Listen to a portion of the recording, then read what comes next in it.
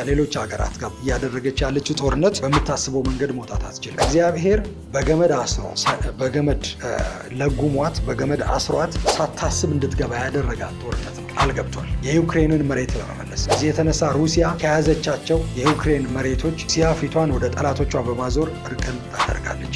ያሉት ፊዚካል ጦርነት አይደለም። ኢኮኖሚ ጦርነት፣ የዲፕሎማሲ ጦርነት፣ የፖለቲካ ጦርነት፣ መንፈሳዊ ጦርነት። እስራኤል በሚቀጥሉት ጊዜያቶች ወይስ በሰው የሞራል አስተሳሰብ በዛ ነው እግዚአብሔርን የምትመስለው? እግዚአብሔር በዚህ ሊለካ አይችልም። ጀስቲስ ኢንጀስቲስ በሚል ሊለካ አይችልም። እግዚአብሔር ሉዓላዊ ነው። እግዚአብሔር ይፈርዳል፣ እግዚአብሔር ደግሞ ያድናል።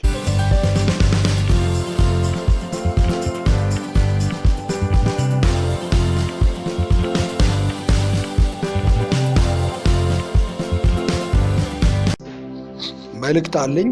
ዝርዝር ነገሮችን ብዙ ለመናገር አልሞክርም፣ ግን በመጽሐፍ ቅዱስ ላይ አንድ ቃል አለ። እሱን ቃል እግዚአብሔር የሰጠኝን ቃል እናገራለሁ።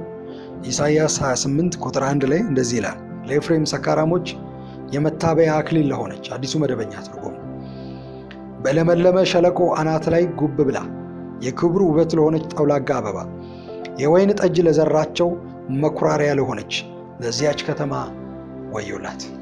እንግሊዝ ከፊት ለፊቷ ታፍ የሆነ በጣም አስቸጋሪ የሆነ ጊዜ አለ። ተስፋ የሚደረግባትና ተስፋ የሚጣልባት ሀገር አትሆንም ከዚህ በኋላ እንግሊዝ። እና ይህም የሆነው መሪዎቿ ከወሰኑት ውሳኔ የተነሳ ነው።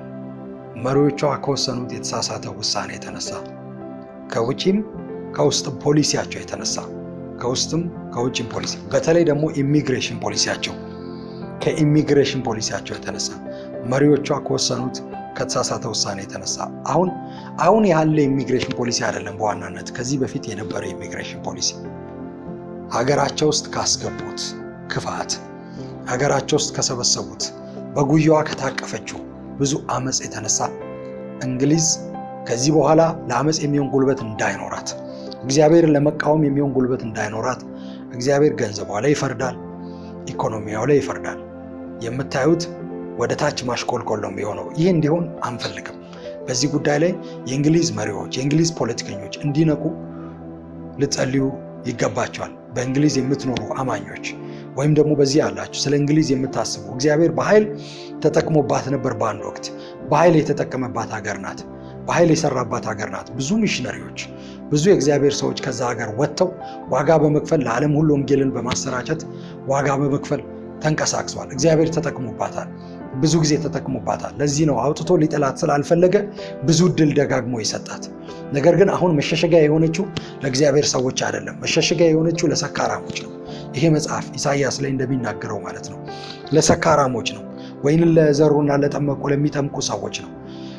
ለኤፍሬም ሰካራሞች የመታበያ አክሊል ለሆነች፣ በለመለመ ሸለቆ አናት ላይ ጉብ ብላ የክብሩ ውበት ለሆነች ጠውላጋ አበባ፣ የወይን ጠጅ ለዘራቸው መኩራሪያ ለሆነች፣ የወይን ጠጅ ለዘራቸው መኩራሪያ ለሆነች ለዚያች ከተማ ወዮላት።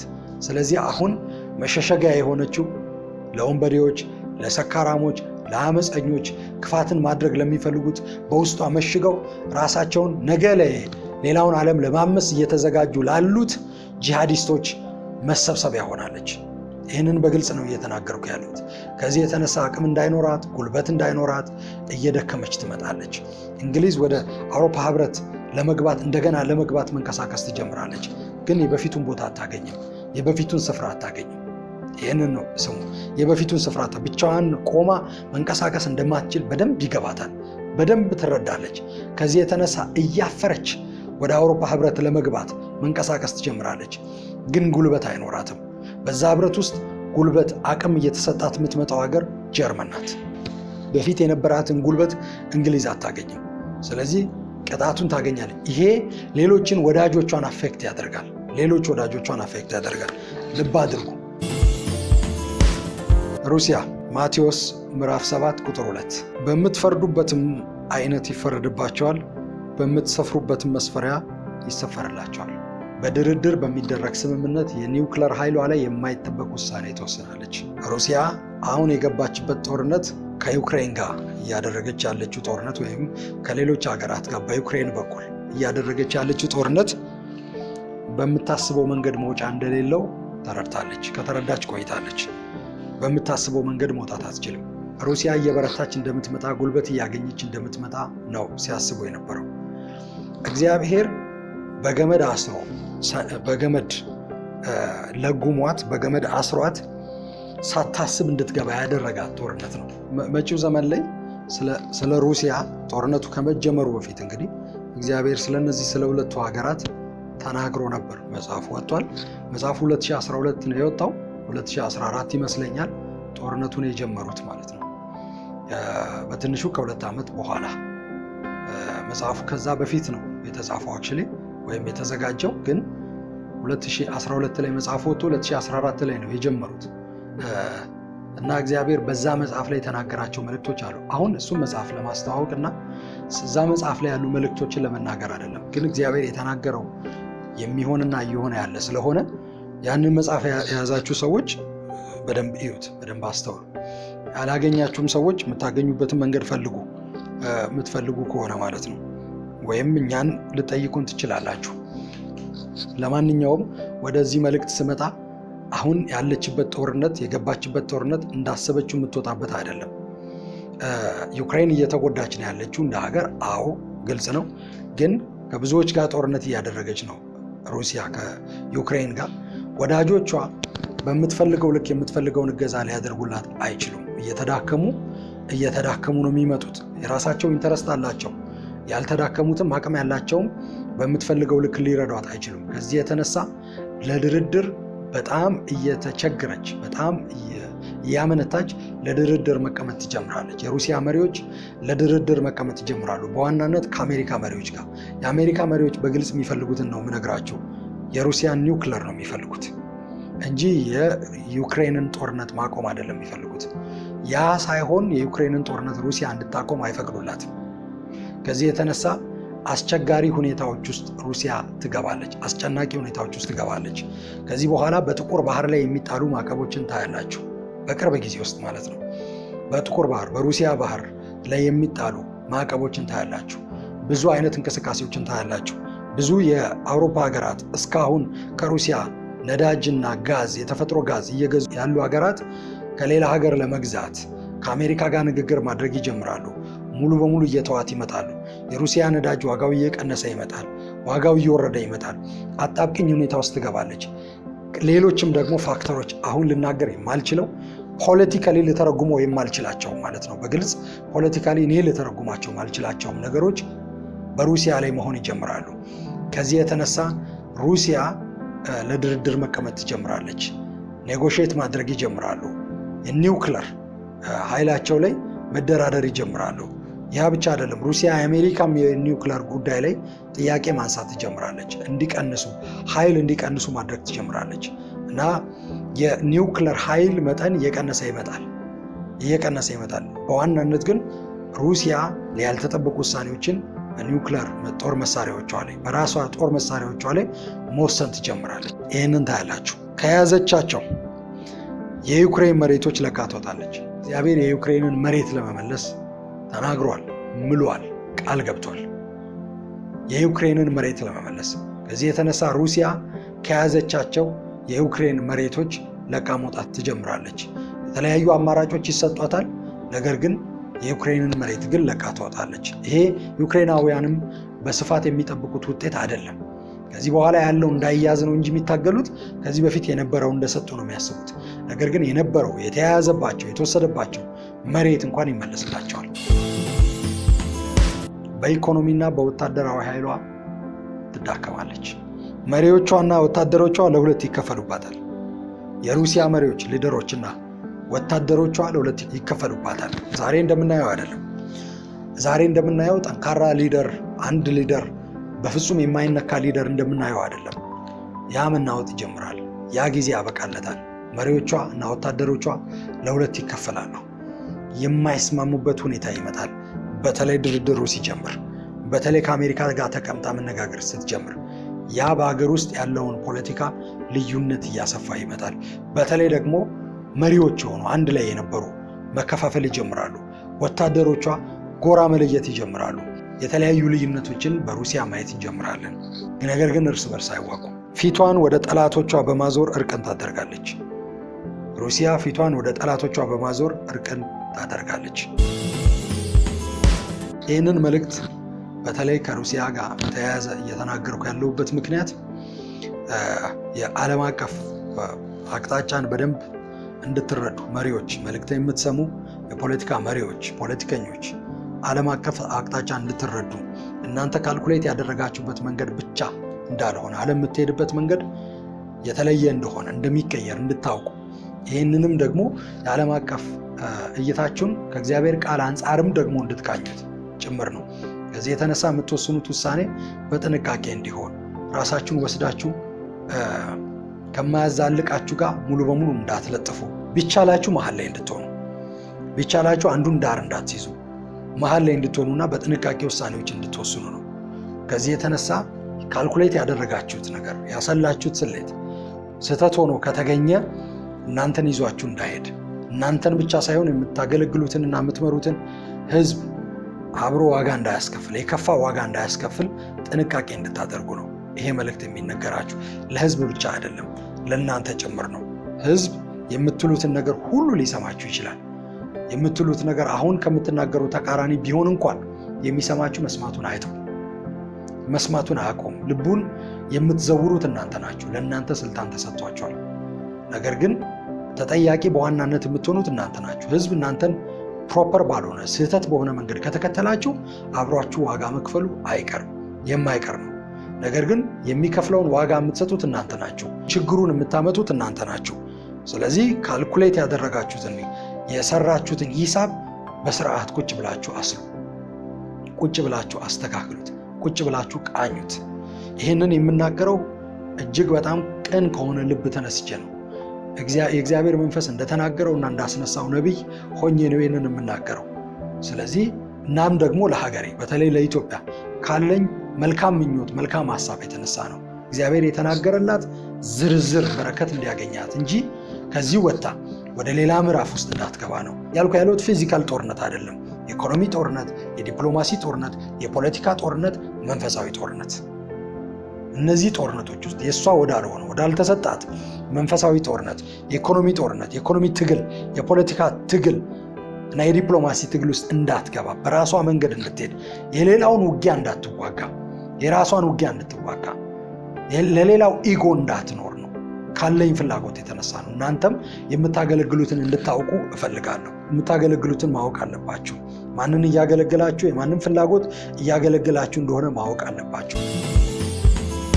እነዚህን ዓለም አቀፍ መልእክቶች ስናገር ከዚህ ቀደም እንዳልኩት እነዚህ ሜጀር ለውጦች የሚሆኑባቸው ሀገራት ስለሆኑ ያንን በጥንቃቄ እንድታስተውሉና በጥንቃቄ እንድትጓዙ ለአማኞች በተለይ ጥሪ ያቀርባለሁ።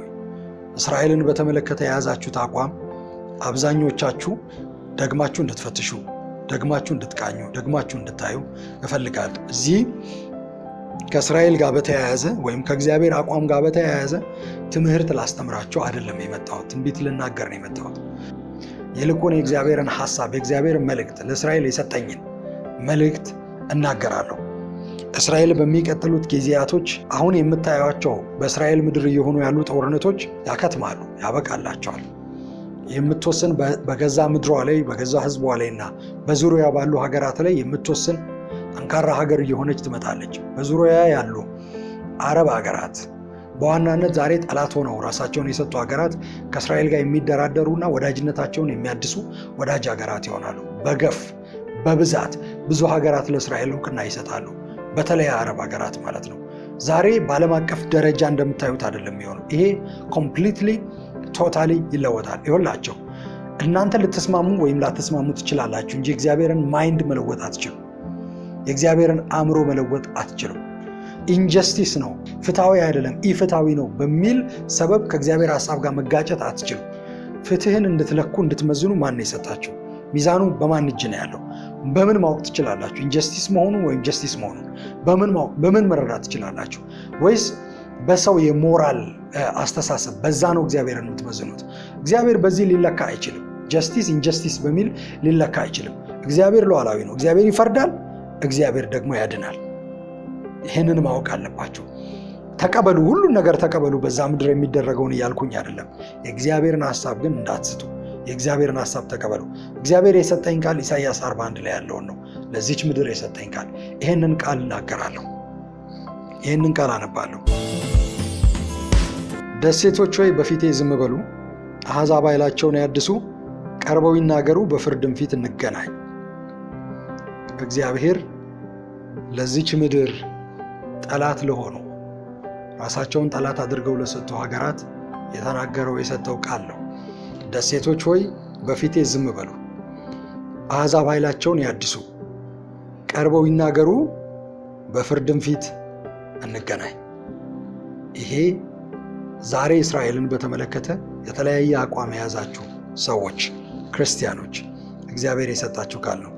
በፍርድም ፊት እንገናኝ። አንድ ነገር እንድናገር እግዚአብሔር ወደ ልቤ ያመጣዋል። ዛሬ ብዙ በእስራኤል ምድር ያሉ ሰዎች አንጋድሊ በሆነ እግዚአብሔራዊ ባልሆነ መንገድ ይመላለሳሉ። እግዚአብሔርን ክደው የእግዚአብሔርን መንፈስ ሳይቀበሉ ወይም የእግዚአብሔርን እውነት በመቃወም በገዛ ሐሳባቸውና በገዛ መንገዳቸው ይመላለሳሉ እና ከዚህ የተነሳ ብዙ አማኞች የእነሱን ሕይወት በማየት ወጥመድ ውስጥ ገብተዋል። ፌር አይደለም፣ እነዚህ የአብርሃም ልጆች ሊሆኑ አይችሉም፣ ለእነዚህ እግዚአብሔር አልተናገረም፣ ፌር አይደለም ብሎ ያስባሉ። እና ይህንን መናገር እፈልጋለሁ። እግዚአብሔር የሚለኝ እንደዚህ ነው። አንተ ፌር ነው ወይ? አንቺ ፌር ነሽ ወይ? የምትኖሪው ሕይወት እንደኔ ቃል ነው ወይ? እንደኔ ሐሳብ ነው ወይ? ዛሬ ቤተክርስቲያን እግዚአብሔር የሰጣት ፖዚሽን ላይ ነው ወይ ያለችው? ፍትሃዊ ናት ወይ? እግዚአብሔራዊ በሆነ መንገድ እየሄደች ነው ወይ ያለችው? አይደለም። በዓለም ያለች ቤተክርስቲያን፣ በኢትዮጵያ ያለች ቤተክርስቲያን አእምሯችሁ፣ አስተሳሰባችሁ በክርስቶስ ማይንድ የተቃኘ ነው ወይ? ራሳችሁ ለመንፈስ ቅዱስ ስራ ሁሉ ሰጥታችኋል ወይ? የእግዚአብሔርን ስራ በሙላት እየሰራችሁ ነው ወይ? አይደለም። ነገር ግን ምንድን ነው እግዚአብሔር በእናንተ ህይወት ያለውን ሐሳቡ እንዳይለውጥ ያደረገው? የእሱ ፈቃድ ነው። ሐሳቡን ማንም ሊለውጥ ስለማይችል ነው። እግዚአብሔር አይጸጸትም። እግዚአብሔር በሰጠው ስጦታ አይጸጸትም። በገባው ኪዳን አይጸጸትም። ኪዳኑን የሚጠብቅ ታማኝ አምላክ ነው። ስለዚህ በዚህ በኩል ቤተክርስቲያን፣ በዚህ በኩል እስራኤል በዓለም ላይ ለእግዚአብሔር መኖርና ለእግዚአብሔር ስራ ምስክር ሆነዋል። በየራሳቸው ድክመት ውስጥ ሆነው ማለት ነው። ሁለቱ ብቻ ናቸው የእግዚአብሔር ህልውና ምስክር። ያንን ነው ሰይጣን እየተቃወመ ያለው። በዚህ በኩል ቤተክርስቲያን፣ በዚህ በኩል እስራኤል። ሁለቱ እርስ በርስ አይጋጩም፣ አይጣረሱም። በእግዚአብሔር ፕሮግራም ውስጥ የተለያየ ቦታና ፖዚሽን አላቸው። ልብ አድርጉ። በዚህ ትራፕ ውስጥ እንዳትገቡ። የማይመለከታችሁ ውስጥ አትግቡ። ፍርድ እግዚአብሔር እንጂ እናንተ አይደለም። ይህንን ነው ምለው። ይህንን ቃል እግዚአብሔር ሰጥቶኛል። ደሴቶች ሆይ በፊቴ ዝም በሉ፣ አሕዛብ ኃይላቸውን ያድሱ፣ ቀርበው ይናገሩ፣ በፍርድም ፊት እንገናኝ። ከምስራቅ አንዱን ያስነሳው በጽድቅም ወደ አገልግሎቱ የጠራው ማን ነው? አሕዛብን አሳልፎ ሰጠው፣ ነገሥታቱን በፊቱ አስገዛለት። በሰይፉም እንደ ትቢያ አቦነናቸው፣ በቀስቱም በነፋስ እንደተበተነ ገለባ አደረጋቸው።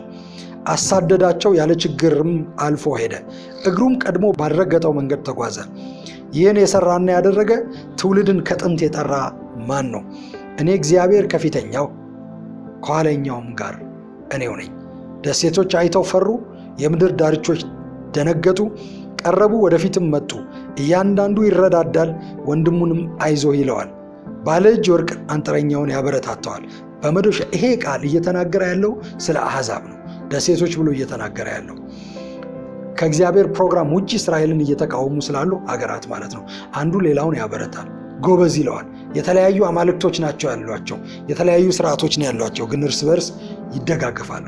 ይህንን ነው እግዚአብሔር እየተናገረ ያለው። ይሄ ቃል ለዚህ ዘመን ለእስራኤል የተሰጠ ቃል ነው። ይህንን አምናለሁ። እግዚአብሔር ፒክ አድርጎ ይህን ቃል ተናገር ብሎ ሰጥቶኛል። በመዶሻ ያሳሳውም በመስፍ ላይ የሚቀጠቅጠውን ያነቃቀዋል። ስለ ብየዳም ስራው መልካም ነው ይለዋል። እርስ በርስ ይበረታታሉ። የጣዖቱ ምስል እንዳይወድቅም በምስማር ያጣብቀዋል ይላል። አንተ ግን ባሪያዬ እስራኤል፣ የመረጥሁ ያዕቆብ፣ የወዳጄ የአብርሃም ዘር ሆይ፣ ከምድር ዳርቻ ያመጣው ከአጥናፍም የጠራው አንተ ባሪያዬ ነህ ያልሁ፣ መረጥሁ እንጂ አልጣልሁም። እኔ ከአንተ ጋር ነኝና አትፍራ፣ አምላክህ ነኝና አትደንግጥ። አበረታሃለሁ፣ እረዳሃለሁ፣ በጽድቄም ቀኝ እጄ ደግፌ ይዛሃለሁ። እነሆ የተቆጡ ሁሉ እጅግ ያፍራሉ፣ ይዋረዳሉ። እነሆ የተቆጡ ሁሉ። ይህ እግዚአብሔር ቃል ነው፣ ልትቀይሩት አትችሉም። ይኸውላችሁ 200 ሀገራት ሆናችሁ ይህንን የእግዚአብሔርን ቃል ብትቃወሙ መጽሐፍ ቅዱስ ሰው ሁሉ ውሸተኛ፣ እግዚአብሔር ግን እውነተኛ ይሆን ይላል። ስለዚህ 200ችሁም ትሳሳታላችሁ፣ 200ችሁም ታፍራላችሁ፣ 200ችሁም ትደነግጣላችሁ እንጂ ፈጽሞ ሊቀየር አይችልም። ይኸውላችሁ ሉዓላዊ መንግስትና ህዝብ የለም። አንድ ነው ሉዓላዊ ያለው እግዚአብሔር ብቻ። ሉዓላዊ አምላክ ነው ያለው እንጂ ሉዓላዊ መንግስትና ህዝብ የለም። በሉዓላዊ አምላክ ላይ ሊነሳ የሚችል እኔ ሉዓላዊ ነኝ፣ አትንካኝ፣ ዞር በል ከዚህ ማለት የሚችል መንግስትና ህዝብ የለም። ያለው አንድ ሉዓላዊ ነው፣ እግዚአብሔር ነው። እሱ የወደደውን በዚህ በኩል ሂድ ሊል ይችላል፣ ያልወደደውን ወይም የወደደውን በዚያ በኩል እለፍ ሊል ይችላል። እግዚአብሔር የወደደውን ማድረግ ይችላል። ማድረግ የምትችሉት አንድ ነገር ነው፣ ከእግዚአብሔር ሐሳብ ጋር ሙሉ በሙሉ መተባበር ወይም ደግሞ የእግዚአብሔርን ሐሳብ ተቃውሞ የእግዚአብሔር ሐሳብ ሲሆን ዳር ሆኖ መመልከት፣ ፓርቴከር አለመሆን፣ ተካፋይ አለመሆን ወይም ደግሞ የዛ ሐሳብ ተካፋይ መሆን። ከዚህ ውጪ መሆን አትችሉም። እዚህ መልእክት ላይ እዚህ ክፍል ላይ ቀጥሎ በእስራኤል ምድር ሊሆኑ ስላሉ ነገሮች ሁሉ ይናገራል። ያንን ዝርዝር ማየት ትችላላችሁ። እኔ ግን ጥቂት ላንብብ። እነሆ የተቆጡ ሁሉ እጅግ ያፍራሉ፣ ይዋረዳሉም፣ የሚቋቋሙ እንዳልነበሩ ይሆናሉ፣ ይጠፋሉ። ጠላቶችን ብትፈልጋቸው እንኳ አታገኛቸውም፣ የሚዋጉህም እንዳልነበሩ ይሆናሉ። እኔ እግዚአብሔር አምላክ አትፍራ፣ እረዳሃለሁ ብዬ ቀኝ እጅህን ይዛለሁና። አንተ ትል ያዕቆብ፣ ታናሽ እስራኤል ሆይ። አሁን ያለችዋን እስራኤል ተመልከቱ። ታናሽ እስራኤል ሆይ አትፍራ፣ እኔ እረዳሃለሁ ይላል እግዚአብሔር። የሚቤዥ የእስራኤል ቅዱስ ነው። እነሆ አዲስ የተሳለና ብዙ ጥርስ ያለው ማሄጃ አደርግሃለሁ። ተራሮችን ትሄዳለህ፣ ታደቃቸዋለህ፣ ኮረብቶችንም ገለባ ታደርጋቸዋለህ፣ ታበጥራቸዋለህ። ነፋስ ጠርጎ ይወስዳቸዋል፣ አውሎ ነፋስም ይበትናቸዋል። አንተ ግን በእግዚአብሔር ደስ ይላል፣ በእስራኤል ቅዱስ ሞገስ ታገኛለህ እያለ ይሄዳል። በእስራኤል ምድር ብዙ ቦታዎች ለም፣ ከዚህ በላይ ለም፣ መልካም ይሆናሉ። ትልቅ ልምላሜ፣ ትልቅ የኢኮኖሚ ልምላሜ በዛች ምድር ይወጣል። በጣም ብዙ ብልጥግና ይወጣል። በሶሪያ ያለውን ጉቶ እግዚአብሔር ይነቅላል። ሶሪያ አካባቢ የሚነሳ አንድ የቀረ የእስልምና ሙቭመንት አለ፣ አሁን ከፊታችን ማለት ነው። ራሱን የደበቀ የቀበረ ሶሪያ አካባቢ፣ ከእስራኤል ጎረቤት ማለት ነው ሶሪያ አካባቢ። ነገር ግን ያ ከመነሳቱ በፊት ይመታል፣ ከባድ ምት ይመታል። እስራኤላውያን እየሰፋ አካባቢያቸው፣ መሬታቸው እየሰፋ ይመጣል። አካባቢያቸው ላይ ያሉ አረብ ሀገራት እየተደራደሩ ለእስራኤል እውቅና ይሰጣሉ። እንደምታዩት አይደለም፣ ብዙ ነገሮች ይቀየራሉ። ከዚህ የተነሳ ይህንን ስናገር ስለ እስራኤል የእግዚአብሔርን ሐሳብ እግዚአብሔር የሰጠኝን ኢሳይያስ 41ን እያብራራው ትንቢት ማለት ነው ስናገር ብዙዎቻችሁ ካላችሁ ፖለቲካል ፐርስፔክቲቭ የተነሳ ወይም በፖለቲካ አቋማችሁ ምክንያት ሚስ እንድታደርጉ አልፈልግም። ይህንን የእግዚአብሔርን ሐሳብ እግዚአብሔር ለአብርሃም የሚባርኩን እባርካለሁ፣ የሚረግሙን እረግማለሁ ብሎታል። ዘፍጥረት 12 ላይ ሲጠራው እንደዛ ነው የጠራው። እስራኤልን መባረክ ወይም አብርሃምን መባረክ አትችሉ፣ መርገምም አትችሉ። ብትራገሙ እርግማኑ የእናንተ ይሆናል፣ ብትባርኩ በረከቱ የእናንተ ይሆናል። የእግዚአብሔርን ሐሳብና ማይንድ መለወጥ አትችሉ። ስለዚህ ይህንን መልእክት የምትሰሙ አማኝ የሆናችሁ ሰዎች ማለት ዜናዎችን ብዙ ከመስማታችሁ የተለያዩ የፖለቲከኞችን ፖለቲካዎችን በተለይ ሚድል ኢስት ላይ የሚሆኑ የፖለቲካ እንቅስቃሴዎችን በተለየ አይን እንድታዩ ከሚዲያ የተነሳ የተገደዳችሁ ሰዎች ጥንቃቄ እንድታደርጉ እፈልጋለሁ። በረከትንና እርግማንን ለራሳችሁ ነው የምትወስዱት። በረከት ከሚቀዳበት በረከትን፣ እርግማን ከሚቀዳበት እርግማንን ትቀዳላችሁ። ስለዚህ እናንተ እንድትሰሙ እፈልጋለሁ። እናንተ ልብ እንድትሉና እንድታስተውሉ እፈልጋለሁ። እግዚአብሔር ሲሪየስ ነው። እግዚአብሔር ሐሳቡን አይለውጥም። እግዚአብሔር ሐሳቡን አይቀይርም። ምሳሌዎችን ለምሳሌ በጥቂቱ ልንገራችሁ፣ ምናልባት የሚረዳችሁ ከሆነ። ምንም አይነት ፖለቲካል አቋም የለኝም፣ በሚድል ኢስትም ቢሆን ማለት ነው። ሚድል ኢስት ውስጥ ላለ ለየትኛውም ሕዝብ ወንጌል ያስፈልገዋል ብዬ አምናለሁ። ለአይሁዳዊም ለግሪክም እንደሚል መጽሐፍ ቅዱስ፣ ለአይሁዳዊም ለአረቡም ማለት ነው። እስራኤላዊ ለሆነም እስራኤላዊ ላልሆነም ለየትኛውም ለአረቡም ዓለም በሙሉ ለሁሉም ወንጌል ያስፈልጋል። ይሄ የበዛ ጥላቻቸው በወንጌል አማካኝነት ብቻ ነው ሊፈታ የሚችለው። ጳውሎስ በሮሜ እንደተናገረው በወንጌል አላፍርምና፣ እኔ በወንጌል ኮንፊደንስ አለኝ ነው የሚለው። በወንጌል አላፍርም፣ ምክንያቱም አስቀድሞ ለአይሁዳዊ ደግሞም ደግሞ ለግሪክ ሰው ወይም ለአሕዛብ ለሚያምን ሁሉ የእግዚአብሔር ኃይል ለማዳን ነው አለ። ለሚያምን ሁሉ የእግዚአብሔር ኃይል ለማዳን ስለሆነ በወንጌል ኮንፊደንት ነኝ። ወንጌል ብቻ ነው የሚያድነው፣ ወንጌል ብቻ ነው መፍትሄው ማለቱ ነው ጳውሎስ። ሌላ መፍትሄ የለም ማለቱ ነው ጳውሎስ። እኔም ያለኝ አቋም ይሄ ነው። በዚህ ጉዳይ ላይ ሰፊ ትምህርት ለማስተማር አይደለም። ብዙ ነገር እግዚአብሔር ካስተማረኝ ተነስቼ ብዙ ነገር ልላችሁ ይችላሉ። የእግዚአብሔር ፈቃድ ከሆነ ያንን እናደርግ ይሆናል። ግን አሁን ለዚህ ቃል ልገባላችሁ አልችልም። ሁለቱንም ልትወዱ ትችላላችሁ። አንዱን መርጦ መጥላት ግዴታችሁ አይደለም። ለሁለቱም ልትራሩና ልትጸልዩ ትችላላችሁ። ለፍልስጤም ሕዝብ ወይም ደግሞ ለአረቡም ወይም ደግሞ ለእስራኤላውያንም ወይም ለአይሁዳውያንም ለነሱ ለሁለቱም መጸለይ ትችላላችሁ። ለሁለቱም መራራት ትችላላችሁ። ጉዳዩ ሌላ ፖለቲካል መሆን የለበትም። በመንፈስ አይን በእግዚአብሔር አይን ማየትና ሁሉም ወንጌል እንደሚያስፈልገው ማወቅ አለባችሁ። ግን መሬት ላይ ያለውን እግዚአብሔር የተናገረውና ቃል የገባውን ልትለውጡ ግን አትችሉ። በፍጹም ልትቀይሩ አትችሉም። የእግዚአብሔርን ሐሳብ ልትቀይሩ አትችሉም። ደግሞም ጥንቃቄ አድርጉ። ከምትሰሙት ነገር ከምታዩት ነገር እባካችሁን አብዝታችሁ ተቆጠቡ፣ አብዝታችሁ ተጠበቁ። ሰይጣን ኢንቴንስ በሆነ በጣም ኃይለኛና በጣም ፈጣን በሆነ መንገድ ቤተክርስቲያንን እያጠቃት ወይም ቤተክርስቲያንን እየመታት ቤተክርስቲያንን እየጎዳት እና እየወጋት ነው ያለው። ቤተክርስቲያን እውነተኛውን የእግዚአብሔርን በረከት እንዳትለማመድ እግዚአብሔር ከሰጣት በረከትና ከምንጩ ጋር እንድትዋጋ እንድትጣላ ቤተክርስቲያንን እየተዋጋት ነው ያለው። ይህን የምትሰሙ በሙሉ ሄዳችሁ ሮሜ 10 እና ሮሜ 11 እንድታነቡ ጋብዛችኋለሁ። ግልጽ እንደሚያደርግላችሁ በደንብ ተስፋ አደርጋለሁ። የእግዚአብሔር ቃል ስለሆነ መጽሐፍ ቅዱስ ሮሜ 10 እና ሮሜ 11 እንደው የሚያብራራላችሁና በግልጽ የሚያስተምራችሁ ሰው እንኳን ባይኖር ይሄ ቃል በግልጽ ስለተጻፈ ከዚህም ባለፈ ደግሞ የጻፈው አካል መንፈስ ቅዱስ ስላለ ጸለያችሁ አብራራልኝ ብላችሁ መንፈስ ቅዱስን በመጠየቅ ሮሜ 10 እና 11ን በግልጽ እንድታነቡ በአዲስ ኪዳን ነው የምላችሁ። እዚሁ ትንቢት ላይ ቁጥር 17 ላይ ኢሳይያስ 41 ቁጥር 17 ጀምሮ እንደዚህ የሚል ቃል አለ። ሊሆኑ ያሉ ነገሮችን እና እየሆኑ ያሉ ነገሮችን ነው እየተናገርኩ ያለሁት። ድሆችና ችግረኞች ውሃ ይፈልጋሉ፣ ዳሩ ግን ምንም አያገኙም። ጉሮሯቸው በውሃ ጥም ደርቋል። ነገር ግን እኔ እግዚአብሔር እመልስላቸዋለሁ። እኔ የእስራኤል አምላክ አልተዋቸውም። በተራቆቱ ኮረብቶች ላይ ወንዞችን፣ በሸለቆች ውስጥ ምንጮችን አፈልቃለሁ። ምድረ በዳውን የውሃ ኩሬ፣ የተጠማውን ምድር የውሃ ምንጭ አደርጋለሁ። ይኸውላችሁ በምድረ በዳ ዝግባን፣ ግራርን፣ ባርሰነትንና ወይራን አበቅላለሁ። በበረሃ ጥድን፣ አስታንና ሸውሸዌን በአንድነት ተክላለሁ። ስለዚህ ሰዎች ያያሉ ያውቃሉ፣ የእግዚአብሔር እጅ ይህን እንዳደረገ የእስራኤል ቅዱስ እንደፈጠረው በአንድነት ይገነዘባሉ፣ ያስተውላሉ። በእስራኤል ምድር ከዚህ በኋላ የሚሆነው ልምላሜ፣ ከዚህ በኋላ የሚሆነው ነገር ሌላው ዓለም በደንብ የሚያስተውለው ነው የሚሆነው። ይሄ አሁን ያለው ጠላትነት ያከትምለታል፣ ያበቃለታል። ሰዎች ጠላት የሆኑ ወገኖች፣ ሀገራት ከእስራኤል ጋር መነጋገር፣ መደራደር ይጀምራሉ። በዋናነት አረብ ሀገራት እውቅና ለእስራኤል ይሰጣሉ፣ ወዳጅ ይሆናሉ። በአውሮፓ ያሉ ብዙ ሀገራት እንደገና ፖሊሲያቸውን ማጤንና ማስተዋል ይጀምራሉ። የተወሰኑ ብዙ ውሳኔዎች ይቀለበሳሉ።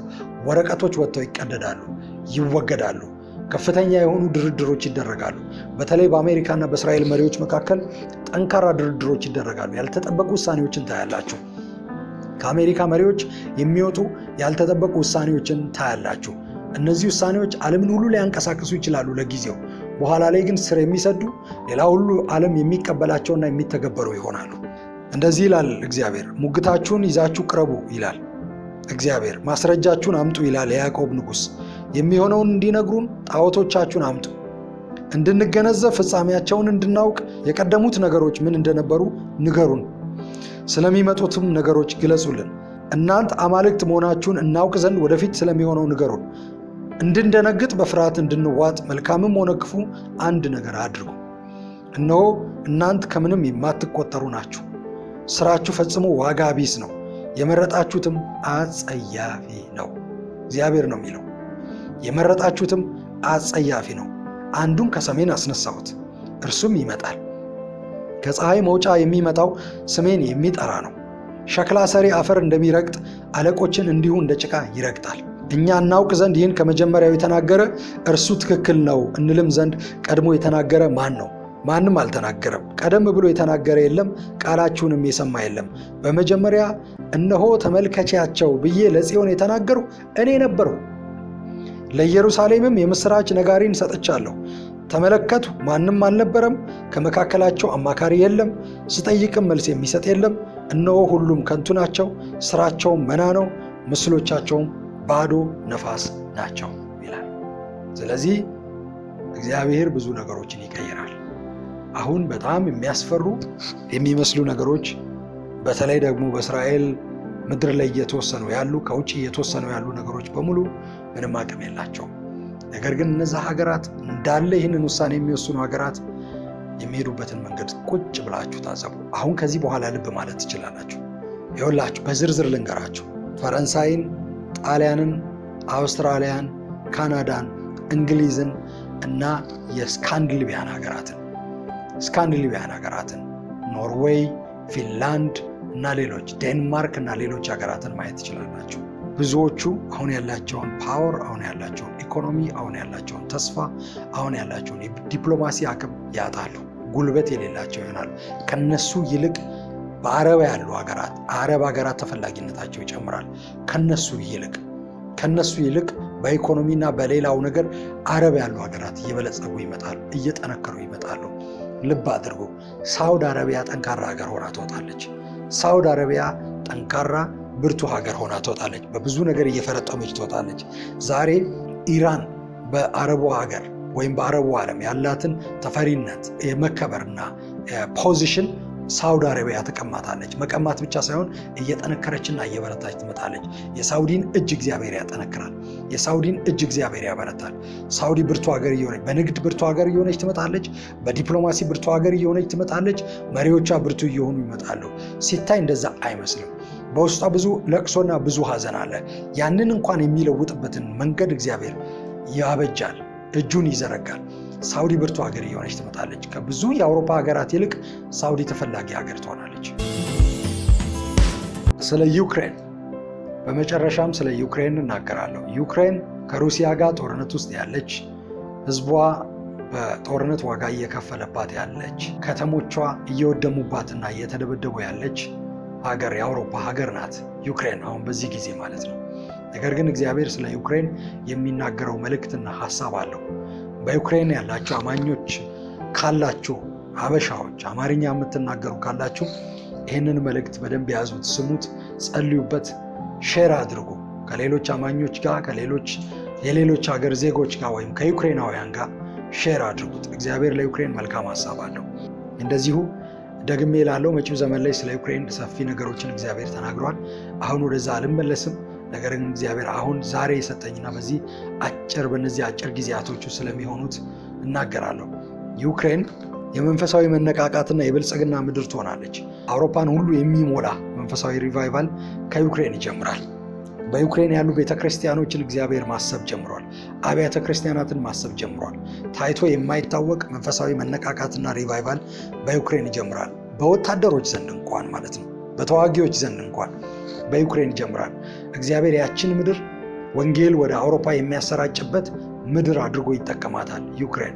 ከዛ በፊት ወደ ዩክሬን የሚመጡ ብዙ የጸሎት ቡድኖች፣ ብዙ የጸሎት እንቅስቃሴዎች ይኖራሉ እና ዩክሬን የመንፈሳዊ መነቃቃት እና የሪቫይቫል ምድር ትሆናለች፣ መታወቂያ ትሆናለች። ከዛ ብዙዎች ወንጌላውያን፣ ብዙዎች ሐዋርያት፣ ብዙ አገልጋዮች ይወጣሉ። የተወሰደባት መሬትና ግዛት ይመለስላታል። ለዩክሬን የተወሰደባት መሬትና ግዛት አይመስልም። እውነት አሁን ሲታይ አይመስልም ይሆናል፣ ግን ይመለሳል። ይህን ትንቢት እናገራለሁ። ለዩክሬን የተወሰደባት ግዛትና መሬት ይመለስላታል። የተወሰደባት ግዛትና መሬት በባህሩ እንኳን ዙሪያ ያለ ደሴት የሚመስሉ ቦታዎች እንኳን ይመለሱላታል። የተወሰደባት ግዛትና መሬት የዩክሬን ይመለስላታል። እግዚአብሔር እንደገና ምድሩን እንደገና ከተሞችን ሪስቶር ያደርጋል። እንደገና ከጦርነት የምታርፍበት ጊዜ አለ። እሱ ጊዜ በቅርብ ነው። እግዚአብሔር በቅርብ ምድሪቱን ከጦርነት ያሳርፋታል። ሊደርሽፑ ይቀየራል። የዩክሬን ሊደርሽፕ እንደገና ይቀየራል፣ እንደገና ይለወጣል። የዩክሬን ሊደርሽፕ ማለት ነው። መሪዎቿ ስልጣን ይለቃሉ። ነገር ግን የሚመጡት መሪዎች ሰላማዊ የሆኑ መሪዎች፣ ጦርነትን ብቸኛ አማራጭ አድርገው የማያዩ መሪዎች፣ ለድርድር አቅም ያላቸው መሪዎች፣ ጉልበት ያላቸው መሪዎች ለሚቀጥለው ሲዝን እግዚአብሔር ለዩክሬን ላዘጋጀላት እድገትና መንገድ የሚበቁ ብቁ የሆኑ መሪዎች ወደፊት መምጣት ይጀምራሉ እና የዩክሬን መሪ ሊደርሽፑ ይቀየራል። እግዚአብሔር የዩክሬንን መሬት እና ግዛት እንደገና ይመልስላታል። በአውሮፓ ጠንካራ ሀገር ሆና ትወጣለች። ነገር ግን በአውሮፓ ጠንካራ ሀገር ሆና ዩክሬን ትወጣለች። ጠንካራ ሀገር ሆና ትወጣለች። ዩክሬን በኢኮኖሚ፣ በዲፕሎማሲ፣ በብዙ አቅጣጫ ጠንካራ ሀገር ሆና ትወጣለች። በትምህርት፣ በኤጁኬሽን፣ በትምህርት ጠንካራ ሀገር ሆና ትወጣለች። በንግድ ጠንካራ ሀገር ሆና ትወጣለች። ልብሶች ከዩክሬን በውድ ዋጋ መውጣት ይጀምራል። የተለያዩ የዘይት ምርት እንደ ድሮ ማለት ነው። የተለያዩ የተፈጥሮ ጋዞች፣ ድንጋዮች፣ አለቶች ከዩክሬን መውጣት ይጀምራሉ። እንደገና ንግዷ ይነቃቃል። እንደገና በብዙ ጥንካሬ ትመጣለች። ስለዚህ እግዚአብሔር ለዩክሬን ያለው ሀሳብ ይሄ ነው። ይሄም የሚሆነው መንፈሳዊው ሙቭመንት ሪቫይቫል ከተነሳ በኋላ ነው እና ከጦርነት የምታርፍበት ጊዜ ከፊት ለፊት አለ። ሊደርሽፑ ግን ይቀየራል። እግዚአብሔር አሁን ያለውን ሊደርሽፕ ይለውጠዋል፣ ይቀይረዋል። አንዳንድ አምቢሽኖችን፣ አንዳንድ ግል ፐርሰናል አምቢሽኖችን እግዚአብሔር አያሳካቸውም፣ አያደርጋቸውም፣ እንዲሆኑ አይፈቅድም፣ ያስወግዳቸዋል። እንግዲህ ዓለም አቀፍ ትንቢቶችን፣ ፕሮፌሲዎችን ስናገር እነዚህን ትንቢቶች ማለት ነው ስናገር የሰማችሁ ወንድሞች፣ እህቶች፣ ወገኖች በዚህ መንገድ እይታችሁን እንድትቃኙ እግዚአብሔር የተናገረውን ነገር እንድታስቡ እንድታዩ አሳስባቸዋለሁ፣ እጸልይላቸዋለሁ። እንግዲህ በጸሎት ደግሞ እንድትተጉ በደቡብ አፍሪካ ያላችሁ፣ በአውሮፓ በእንግሊዝ ያላችሁ፣ በአሜሪካ ያላችሁ፣ በሰሜን በደቡብ ኮሪያ ለነዚህ ሀገራት የምትጸልዩ፣ በቻይና ያላችሁ፣ በሩሲያ ያላችሁ ለነዚህ ሀገራት ሸክም የተሰጣችሁ የምትጸልዩ፣ እግዚአብሔር ወንጌል እንድትሰብኩ ያነሳሳችሁ ሰዎች በዚህ መንገድ አእምሯችሁ እንድትቃኙና እግዚአብሔር ሀሳብ ጋር እንድትቆሙ አሳስባቸዋለሁ። የእግዚአብሔር ስም የተባረከ ይሁን። ጸልይ። ራካሳካታራባስ ሜሌቤሳካት ካራባሽ ኤኬቴኬቤሳካታካባስ ኤቤስ ራክራሳካታባስ። ጌታ ሆይ ክብር ሁሉ ለስም ይሁን። እናመሰግናለን፣ እባርካለሁ። እግዚአብሔር ሆይ ተመስገን። ይህንን መልእክት እንድናገር ስለረዳኝ አመሰግናለሁ። የሚሰሙትም እግዚአብሔር ሆይ በአንተ እርዳታ እንዲሰሙ ጸልያለሁ።